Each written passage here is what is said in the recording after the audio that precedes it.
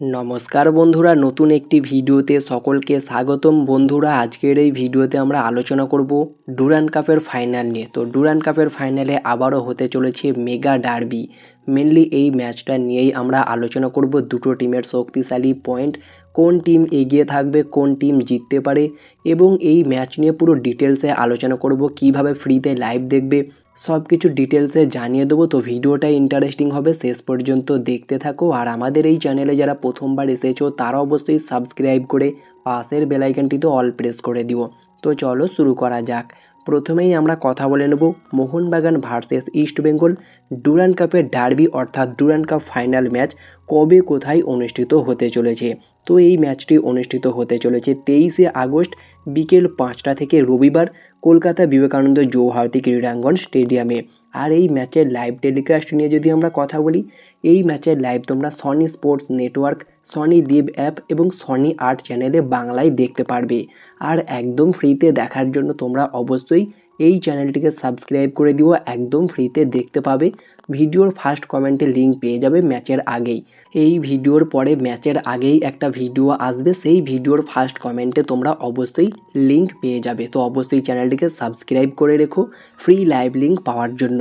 আর যদি আমরা দুটো টিমকে নিয়ে কথা বলি, দুটো টিমই কিন্তু এবারের সবচেয়ে শক্তিশালী টিম। ইস্টবেঙ্গল তারা দুর্দান্তভাবে কামব্যাক করে কিন্তু ডুরান্ড কাপের ফাইনালে জায়গা করে নিয়েছে, যেখানে তারা কিন্তু গ্রুপ পর্যায়ে সেকেন্ড বেস্ট টিম হিসাবে উঠে এসেছিল কোয়ার্টার ফাইনালে। কোয়ার্টার ফাইনালে দুর্দান্ত জয়, সেমিফাইনালে দিল্লিকে দুর্দান্তভাবে হারিয়ে দিয়েছে। দিল্লি কিন্তু এগিয়ে যেতেই পারত, দারুণভাবে সেভ করে দেয় প্রভজুখন সিং গিল। দিল্লি স্পোর্টিং ক্লাবের স্ট্রাইকার রড্রিগিনহোর পেনাল্টি, এবং পরে পেনাল্টি শুট আউটে গিয়ে সেই প্রভজুখন সিং গিলই কিন্তু বাঁচিয়ে দেয়, এবং তারাও কিন্তু প্রভজুখন সিং গিলের জন্য ডুরান্ড কাপের ফাইনালে জায়গা করে নিয়েছে। উল্টো দিকে মোহনবাগান, তারাও কিন্তু ডুরান্ড কাপে বিশাল কাইতের ব্যাক টু ব্যাক সেভের জন্যই ফাইনালে জায়গা করে নিয়েছে। তো দুটো দলই কিন্তু হাড্ডাহাড্ডি লড়াই করবে। অবশ্যই প্রথম ম্যাচে মোহনবাগান 1-0 গোলে হারিয়েছিল ইস্টবেঙ্গলকে।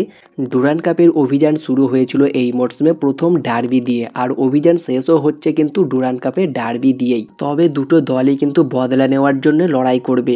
ইস্টবেঙ্গল প্রথম ম্যাচের বদলা নিতে চাইবে, উল্টো দিকে মোহনবাগান কিন্তু আইএসএল এর জন্য বদলা নেবে। আইএসএল এ কিন্তু ইস্টবেঙ্গল চ্যাম্পিয়ন হয়ে যায় একটুর জন্য, মোহনবাগান এক্ষেত্রে কিন্তু চ্যাম্পিয়ন হতে পারেনি। তো অবশ্যই সেই পুরনো বদলাটা নিতে চাইবে এবং সমর্থকদের মুখে হাসি ফোটাতে চাইবে। আপাতত ইস্টবেঙ্গলকে হারিয়ে ডুরান্ড কাপ চ্যাম্পিয়ন হতে চাইবে। তবে ইস্টবেঙ্গলও পিছিয়ে থাকবে না, তারাও কিন্তু প্রথম ম্যাচে হেরেছিল মোহনবাগানের কাছে, সেই ম্যাচের বদলা নিয়ে ফাইনালে জেতার চেষ্টা করবে। তো বলতেই হচ্ছে ম্যাচটা কিন্তু একটা 50-50 লড়াই আমরা দেখব। যদি দুটো টিমের শক্তিশালী পয়েন্ট নিয়ে কথা বলি, অবশ্যই ইস্টবেঙ্গলের অন্যতম শক্তিশালী পয়েন্ট হচ্ছে তাদের যে দুজন বিদেশি রয়েছে, ড্যানি র্যামিরেজ এবং মোহাম্মদ রশিদ। এই দুটো প্লেয়ার সত্যি আনবিলিভেবল প্লেয়ার। পাশাপাশি ডিফেন্সে আনোয়ার আলীর মতো, জয় গুপ্তার মতো প্লেয়ার তো রয়েছেই। গোলকিপারে প্রভজুখন সিং গিল রয়েছে, এছাড়াও জিকসন সিং রয়েছে, এডমুন্ড জেসিনটিকে, তারা কিন্তু দুর্দান্ত খেলছে। তো অবশ্যই ইস্টবেঙ্গল টিমের এটা একটা খুবই গুরুত্বপূর্ণ শক্তিশালী পয়েন্ট। আর মোহনবাগানের শক্তিশালী পয়েন্ট হচ্ছে মিডফিল্ডে সমীর জেলকোভিচ, আপুইয়া, অনিরুদ্ধ থাপা, সাহাল আব্দুল সামাদের মতো প্লেয়ার রয়েছে। তবে ডিফেন্সও কিন্তু বর্তমানে মোহনবাগান খুবই শক্তিশালী করেছে, যেখানে রাহুল ভেকে অনবদ্য পারফরমেন্স করছে। আলবার্তো তো রয়েছেই আগে থেকে। আর টেকচাম অভিষেক সিংকে নিয়ে কী বলবো, সত্যি মোহনবাগানের জন্য one of the best signing আমি বলবো। এত ভালো পারফরমেন্স করছে প্রত্যেকটা ম্যাচে, কি আর বলবো। তো তাকে নিয়ে নতুন করে বলার কিছুই নেই। তবে লিস্টন লাস্ট দুটো ম্যাচের তুলনায় সেমিফাইনাল ম্যাচে নর্থ ইস্টের এগেনস্টে অনেকটা বেশ ভালো খেলেছে। আর বিশাল কায়েতকে নিয়ে নতুন করে বলার তো কিছুই নেই। তো যদি কথা বলি দুটো টিমের মধ্যে কোন টিম এগিয়ে থাকবে, তো ডার্বি সবসময় 50-50 হয়ে থাকে, কোনো টিমকে এগিয়ে রাখা যাবে না। তবে মোহনবাগানের বর্তমানে যে পারফরমেন্স আমরা দেখছি, ইস্টবেঙ্গলের যে পারফরমেন্স দেখছি, সেক্ষেত্রে বলাই চলে মোহনবাগান যদি মোহাম্মদ রশিদ এবং ড্যানি রামিরেজ এই দুটো প্লেয়ারকে রুখে দিতে পারে, তাহলে ইস্টবেঙ্গলের ধার কিছুটা কমে যেতে পারে। আর যদি মোহনবাগানের কথা বলি, অবশ্যই মাঝমাঠে তাদের মিগুয়েল এবং সমীর জেলকোভিচের মতো প্লেয়ার থাকবে, ম্যাকলারেন থাকবে, সাহাল রয়েছে, একাধিক স্টার প্লেয়ার রয়েছে। কাকে ছেড়ে কাকে আটকাবে ইস্টবেঙ্গল, এখন এটাই দেখার। তবে ইস্টবেঙ্গলের খেলাটা যে দুটো প্লেয়ার পরিচালনা করে, তারা দুজন হচ্ছেন ড্যানি রামিরেজ এবং মোহাম্মদ রশিদ। এই দুটো প্লেয়ারকে বোতলবন্দি করতে পারলেই মোহনবাগানের জন্য ভালো হবে। তো দেখা যাক, সেটা সময় বলবে। তবে ইস্টবেঙ্গলের নতুন নাইজেরিয়ান স্ট্রাইকার ইফং এনসুঙ্গুসি যদি চলে আসে তাহলে কিন্তু মোহনবাগানের জন্য কিছুটা বিপদ হতে পারে, কারণ বর্তমানে ইস্টবেঙ্গলের কোনো স্ট্রাইকার ছিল না বিদেশি স্ট্রাইকার। তিনি যদি চলে আসেন, আর তিনি কোন কোয়ালিটির স্ট্রাইকার সবাই আমরা লাস্ট ইয়ার দেখেছি, তিনি আসলে মোহনবাগান কিছুটা বিপদে তো অবশ্যই পড়বে।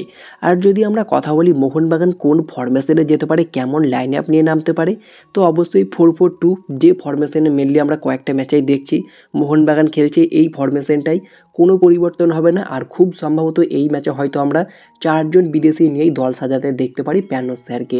আর 4জন বিদেশি নিয়ে যদি মোহনবাগান 4-4-2 ফরমেশনে দল সাজায় তাহলে কেমন হতে পারে মোহনবাগানের লাইন আপ? আমার মতে মোহনবাগানের বেস্ট লাইন আপ এটা হতে পারে: গোলকিপারে বিশাল কাইত, 4জন ডিফেন্ডারে লেফট ব্যাকে ক্যাপ্টেন সুভাশিস বোস, রাইট ব্যাকে টেকচাম অভিষেক সিং, 2জন সেন্টার ব্যাকে আলবার্তো রড্রিগেজ, সাথে রাহুল ভেকে। এখানে কোনো পরিবর্তন হবে না। 4জন মিডফিল্ডারে লেফট মিডফিল্ডে ডেজান রাজিচের হালকা চোট ছিল, যার ফলে নর্থ ইস্ট ম্যাচে তাকে খেলানো হয়নি, পুরোপুরি রেস্ট দিয়েছে। আপাতত ডুরান্ড ডার্বির ফাইনালে কিন্তু আমরা দেখতে পারবো ড্রাজিচের খেলা। তো ড্রাজিচ অবশ্যই লেফট মিডফিল্ডে খেলবে, রাইট মিডফিল্ডে লিস্টন কোলাসো, 2জন সেন্ট্রাল ডিফেন্সিভ মিডফিল্ডে সমীর জেলকোভিচ সঙ্গে আপুইয়া, আর 2জন ফরওয়ার্ডে সাহাল আব্দুল সামাদ সঙ্গে জেমি ম্যাকলারেন। পরে লালিয়ানজোলা, ছাংতে, মিগুয়েল, তাদের মতো প্লেয়ার রয়েছে, অনিরুদ্ধ থাপার মতো প্লেয়ার রয়েছে। দারুণ একটা কম্বিনেশন কিন্তু বেঞ্চেই রয়েছে, যেখানে মিগুয়েল, ছাংতে, অনিরুদ্ধ থাপার মতো 3জন স্টার প্লেয়ার বেঞ্চে থাকবে। আর মিগুয়েল ছাংতেকে প্রথম থেকে নাও খেলাতে পারে, কারণ তাদেরকে অ্যাজ এ সাবস্টিটিউট হিসাবেই আনবে। খুব একটা পরিবর্তন হবে না, তবে ম্যাকলারেনকে প্রথম থেকেই খেলাবে, যেহেতু ডার্বি হাই ভোল্টেজ একটা ম্যাচ, প্রথম থেকে গোল তুলে নেওয়ার চেষ্টা করবে। তবে ডার্বি ম্যাচে আপাতত এই 4জন বিদেশি খেলবে: ড্রাজিচ, আলবার্তো, সমীর জেলকোভিচ এবং জেমি ম্যাকলারেন।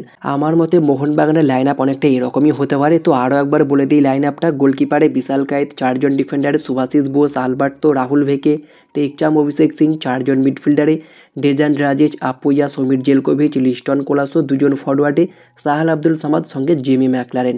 তো তোমাদের মতে কেমন লাইন আপ নিয়ে নামলে বেটার হয় ডুরান্ড কাপের ডার্বি ফাইনালে, সেটা তোমরা কমেন্টে জানিও। আর কোন টিম জিততে পারে, কত গোলে জিততে পারে, সেটা অবশ্যই কমেন্টে প্রেডিক্ট করে দিও। তো এই ছিল আজকের ভিডিও ভালো লাগলে লাইক, শেয়ার, কমেন্ট করে চ্যানেলটিকে সাবস্ক্রাইব করে দিও। পাশে থাকা বেল আইকনটি ক্লিক করতে একদমই ভুলো না। তো দেখা হচ্ছে নেক্সট কোনো ভিডিওতে। Bye bye, have a good day.